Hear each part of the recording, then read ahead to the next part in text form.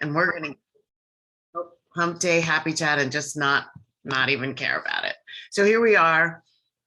Welcome, welcome, welcome again. And I'd love to get started with you talking about a subject that comes up for me a lot.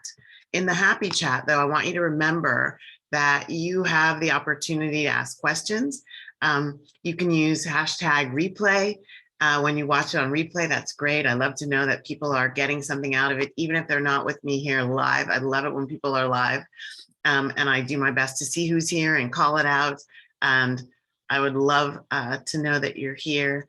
But it's also great when you watch it on the replay. You can get just as much. And then, of course, you can watch it over and over and over and over and over, like your favorite movie.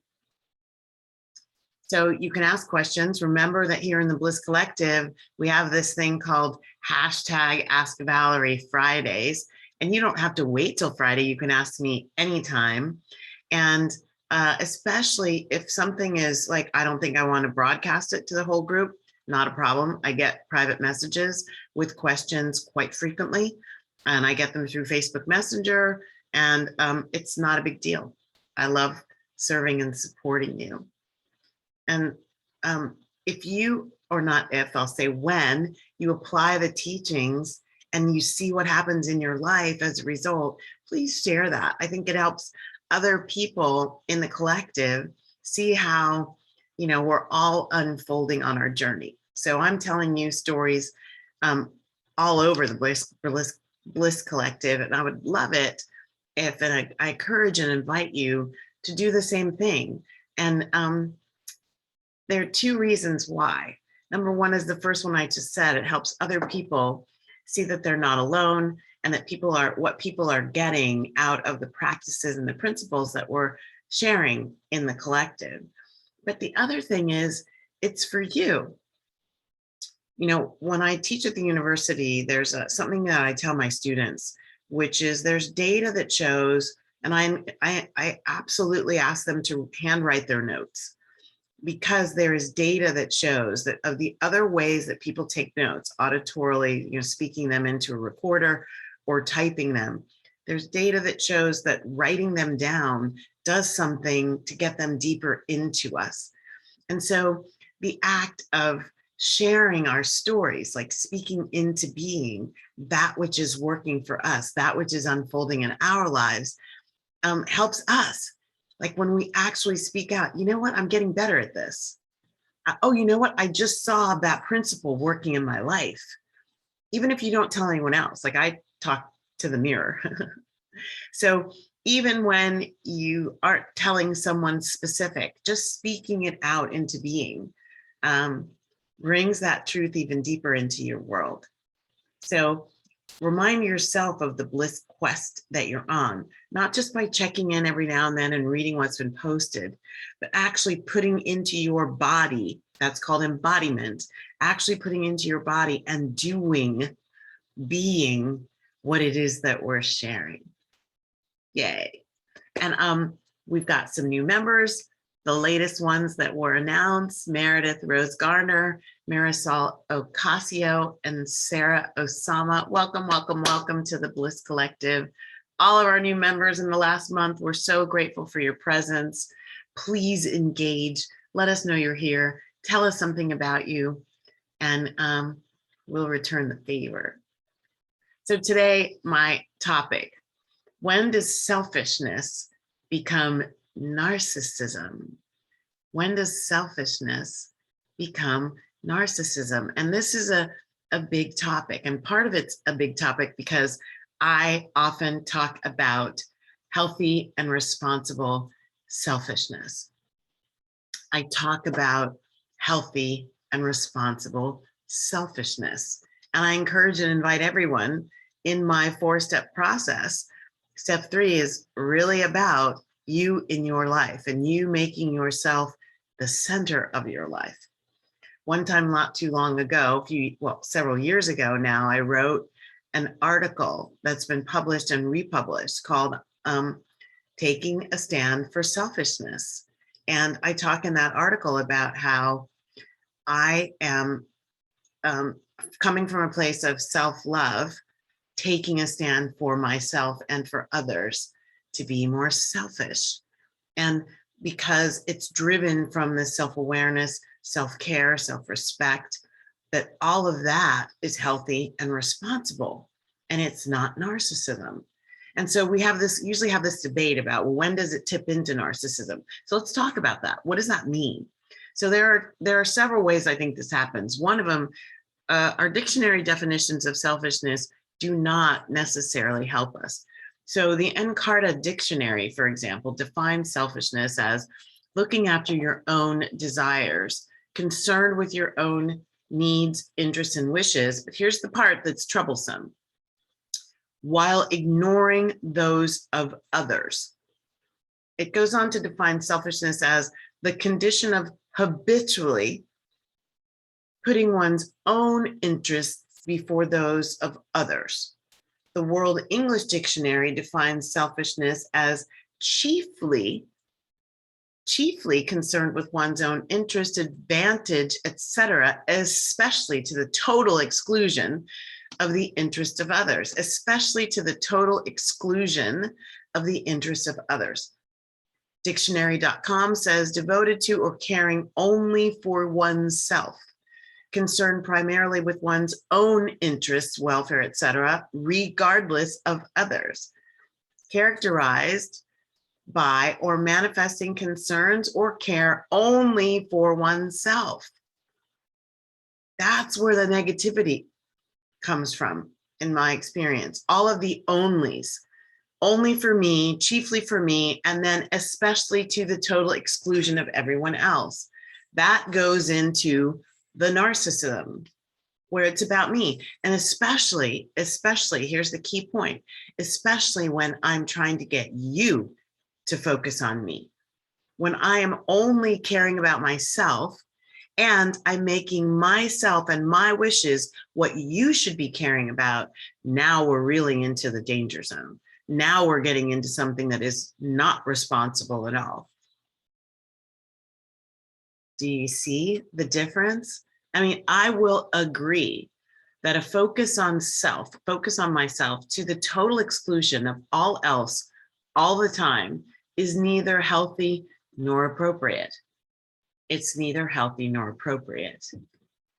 But when you strip out all those exclusivity and all that only and all that unhealthy stuff and look at the definition differently, I think what comes out is beautiful and is what is a part of what we are hoping for and providing the means for through the Bliss Collective. It's about valuing your inner interests and your welfare and keeping a healthy relationship to the outer world while you're also creating a very healthy connection on the inside with your inner world. So I crafted my own definition of the kind of healthy and responsible selfishness of which I'm speaking. Basing my choices on my needs, my desire, and my welfare without losing compassion for and interest in others, without losing compassion for and interest in others. Ensuring, this is part B, that I know and keep my true self of paramount importance in my life. Basing my choices and my needs, desires, and welfare without losing compassion for and interest in others. Ensuring that I know and keep my true self of paramount importance in my life. Do you feel the difference? It feels full and rich for me. It also feels connected to others. Try that on for yourself. There's no only, no exclusivity. There's no exclusion of others. There's no regardless of others. I'm not saying that I stop caring about or for others. I can be highly in my high vibe selfishness while I'm standing at a Thanksgiving event serving the homeless.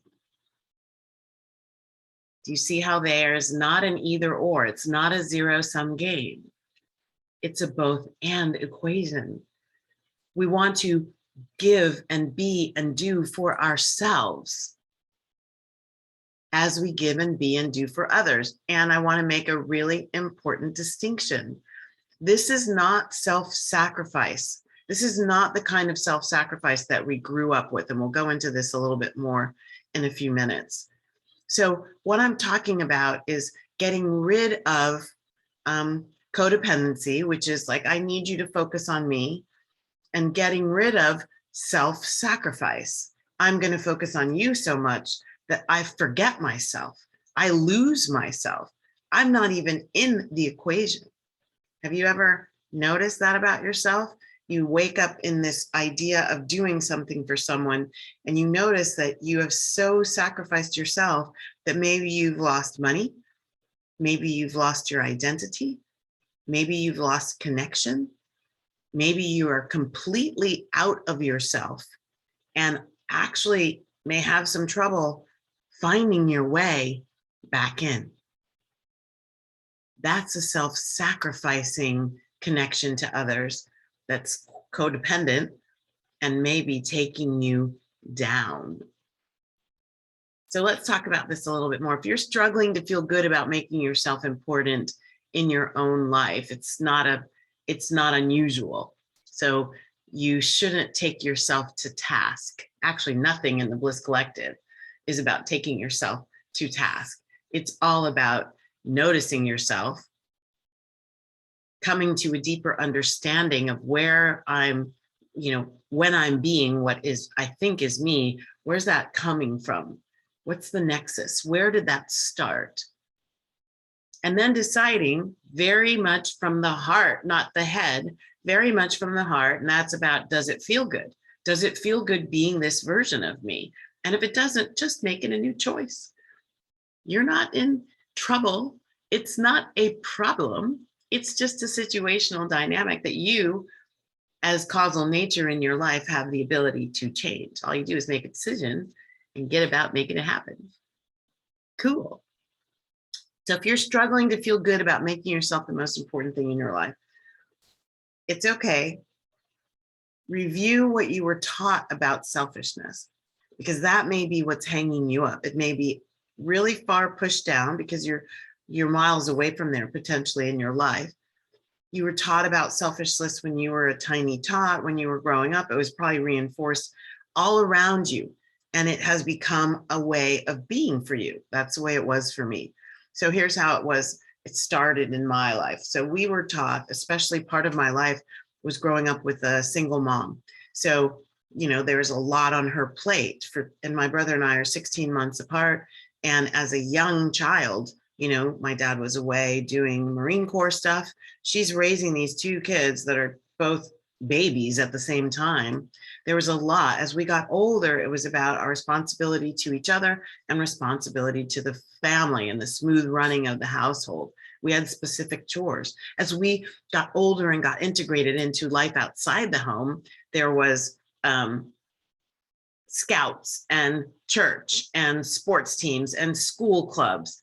They all have specific cultures, and all of those cultures are focused on there's no I in team, right? What a great platitude. Doesn't really serve us all the time. There's no I in team. But I believe if there is an I in team, it's a healthy, responsible I, and then I play better in the team. That to me is what needs to be discussed. How do I play better as a team member? By taking care of what's going on with me.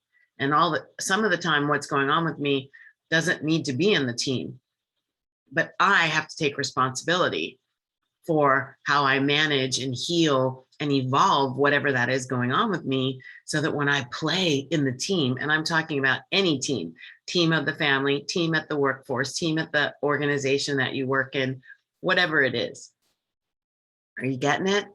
We get so focused on our service to others, and those platitudes like there is no I in team. One of my favorites, because I'm a Star Trek-y gal, one of my favorites from Dr. Spock in Star Trek, The Wrath of Khan, the needs of the many outweigh the needs of the few.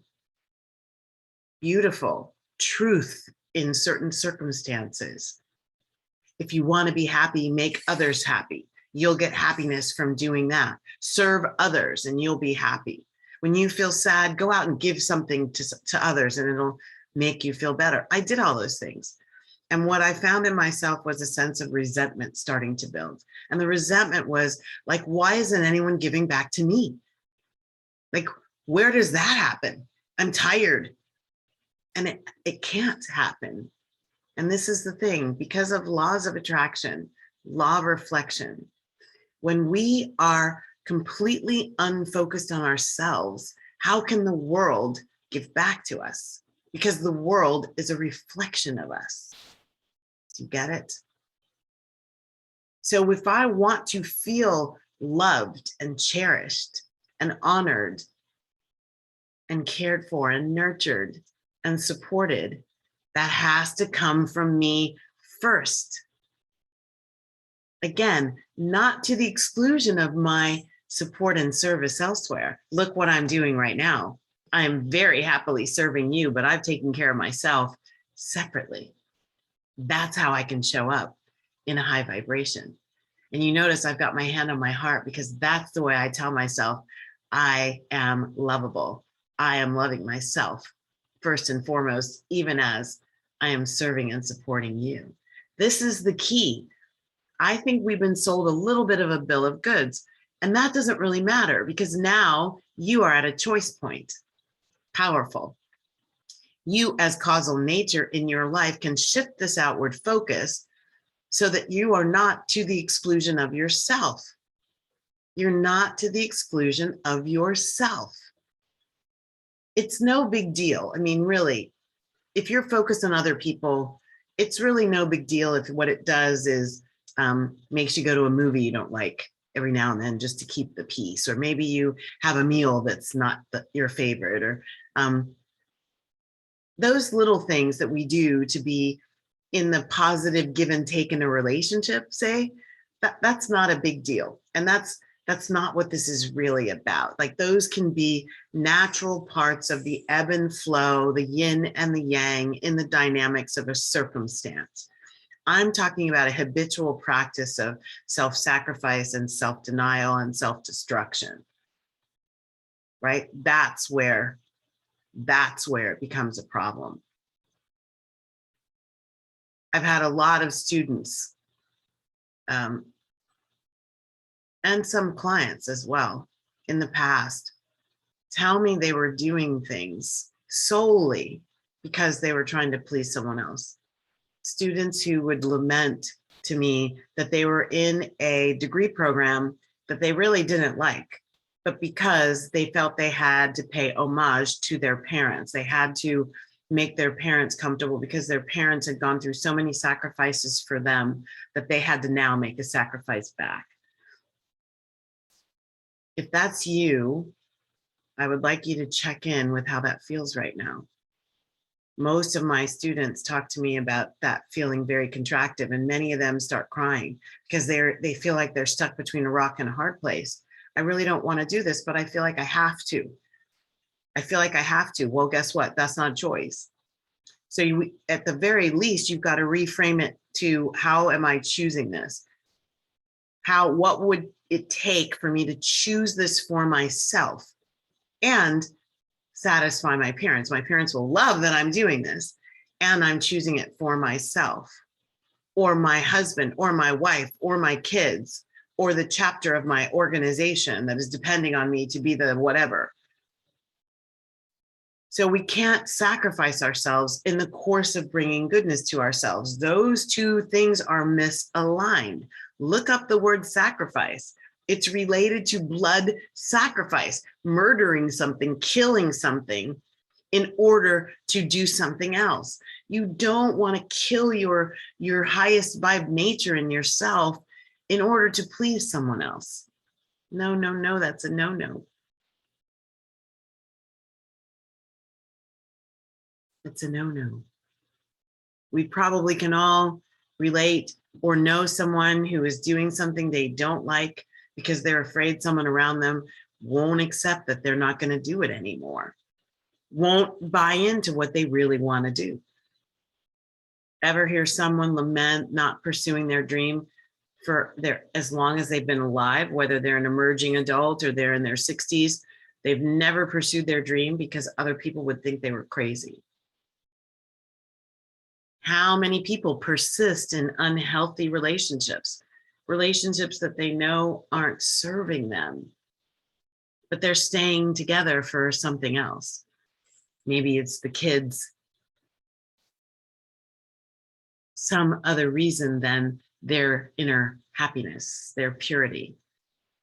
I talk to countless people who don't really know how to find their purpose and passion, and they're uncomfortable being alone. This is because we have created a life that's really not about us. And that's okay. It's not, this is not about making anybody wrong or bad. This is about just deciding, okay, how would I like to do it differently now? How am I going to step into an evolved version, an evolving version of me? So I would suggest to you that making selfishness bad or undesirable on the surface is not serving you. It wasn't serving me. I can tell you countless stories of how I woke up in the dream of, this is going to help me feel better by doing this for someone else. And I woke up going, wow, that sucked.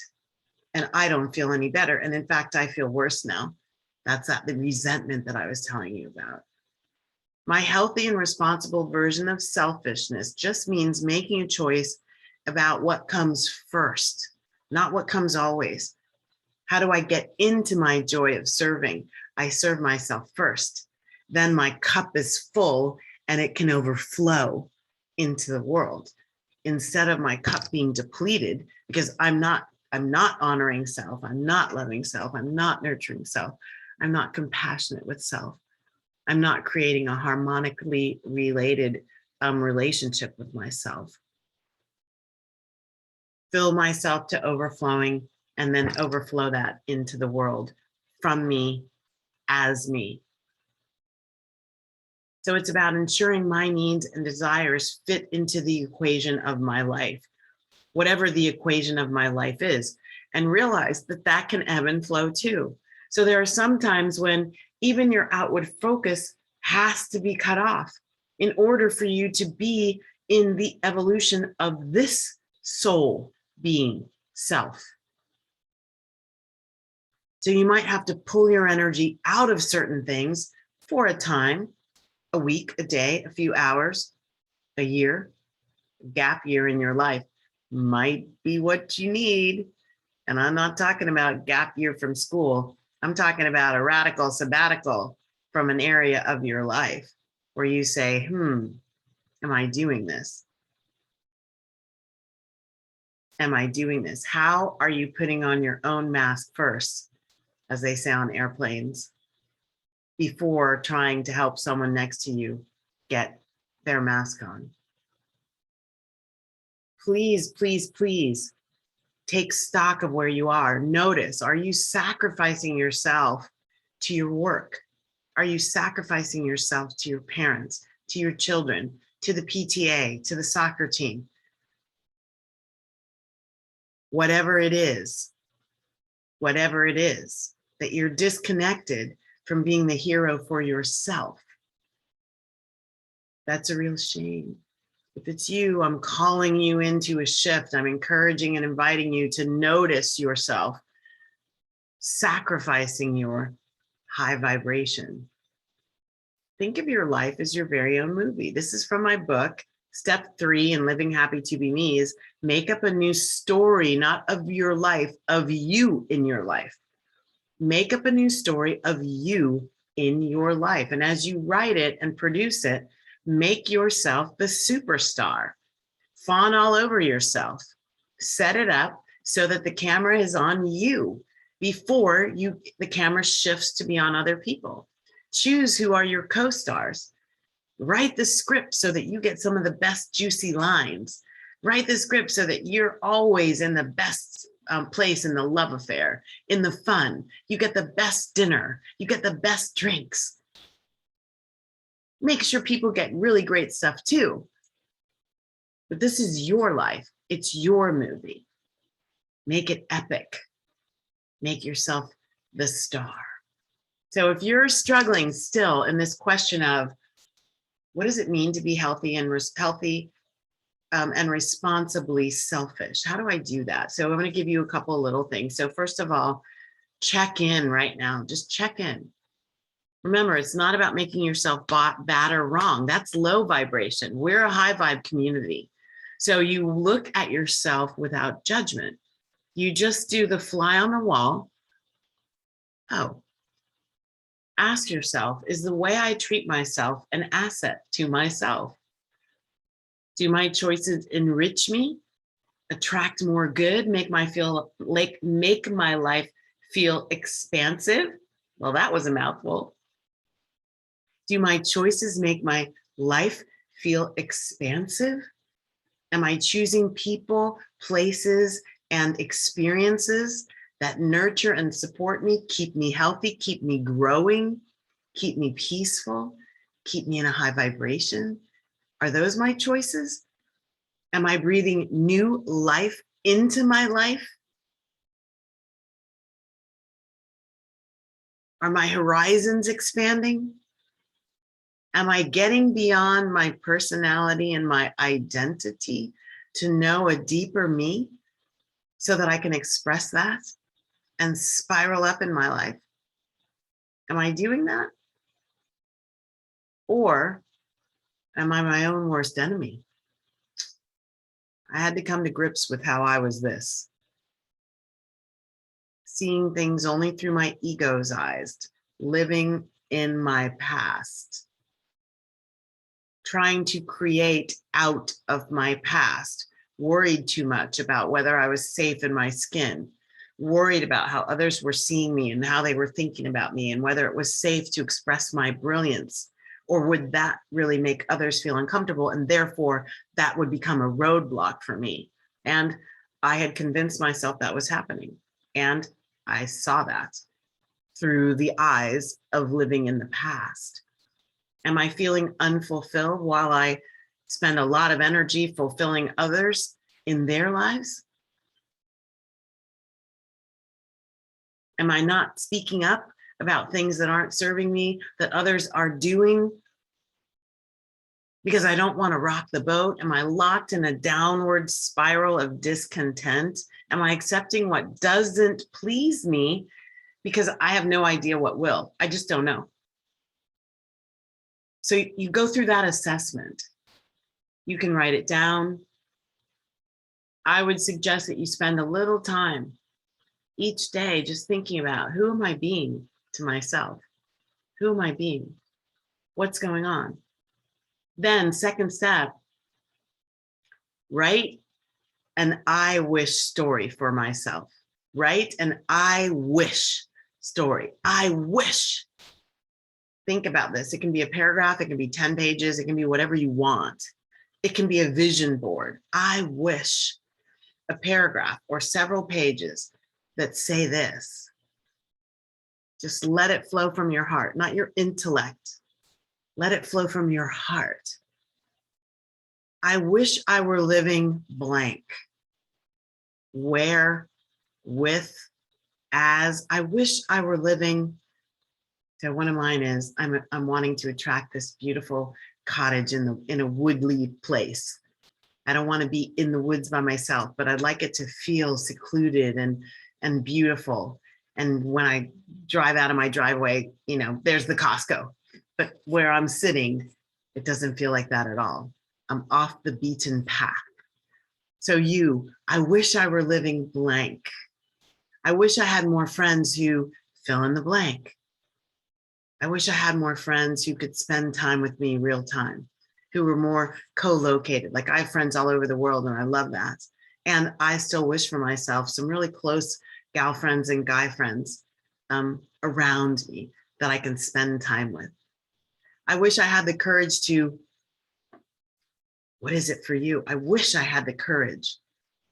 I wish I could explore this. I wish this would stop upsetting me. That's making peace with your past. I wish this would stop upsetting me. I wish I could take a break from working here and go do this. It's not about reliving the past. So it's not about saying, I wish I were still. It's not about that. It's about what's coming up that you want to do in the future, that you're going to envision in the now. And you dream big, dream richly, dream in full color with sparkly sparkles on top. And then easy, number 3 is easy. In baby steps or giant steps, figure out the one thing you can do next to come closer to that dream. One thing. It's not about, oh God, now I have to change my whole life so I can live this dream. Whew, that's tiring to even think about. It's not about that. It's about what's one step. So I'll tell you a little quickly, a little story for this in my life. I've always thought about playing the piano. I love piano music when I'm working, quote unquote, working, when I'm breathing energy into my purpose. I like to listen to classical piano, solo piano. And I always envision myself. It's like a dream coming from somewhere inside me. And there are musicians in several generations of my family. So I realize that it's ancestral energy wanting to be breathed into my body, into my life through my body. And so I've dreamt about it. Boy, would I love to play piano. I don't know the steps. What happens one day about a year ago, if it was that long, a client gave me a petite baby grand piano. A petite baby grand piano. That piano is now sitting in my home. I play it, not as much as I would like to, but I walk past it several times a day. I dabble on the keys. I've got a couple piano classes on my tablet and I sit there and play. Am I playing songs and, am I certainly not a concert pianist? No, I'm not. And I'm probably never going to be one. But here's the thing. The piano's there. That little baby step of getting the piano into my house, I changed my vibration, raised it up to a place where I can see the expansion of my life to be into playing the piano is happening. And my vibration is shifting because this is only for me. I don't care if I ever play for anyone. And I don't care if anyone ever hears me and says, wow, you're kind of good at that, Valerie. I just want to play the piano. I just want to hear myself play some chords. And it's actually helping rehab this right hand. It's like a part of my ongoing evolution of having had the brain hemorrhage. It really is a part of the unfoldment of my higher vibration life. Do you get it? That bit of selfishness. Yes. So I started this question off, or this happy chat off with the statement, I'm resolved to be more selfish. I started my article, Taking a Stand for Selfishness, that same way. And I rearranged some of the letters in that statement and it becomes an affirmation. I love self more. And I encourage you to get into this place of healthy and responsible selfishness through which you love yourself more, creating a deeper relationship with your higher self, getting clear on how the choices you're making are either serving you or not. And some healthy and responsible selfishness might be the start of the life that you love living. Yay. Thank you so much for being here. I'm Valerie Shepard. I'm signing off from the Bliss Collective and the Hartley Center. I always do so with the Karanayametta Sutra, which is the prayer of loving kindness from the Buddha. It's also known as the metta prayer. I say this multiple times a day, especially when I'm looking at things and I'm kind of going, ooh, that's not so great. May all beings be peaceful. May all beings be safe. May all beings be happy. May all beings awaken to the light of their true nature, and may all beings be free. Here's to your freedom, your joy, your peace, your love, your happiness. Many blessings. Bye now.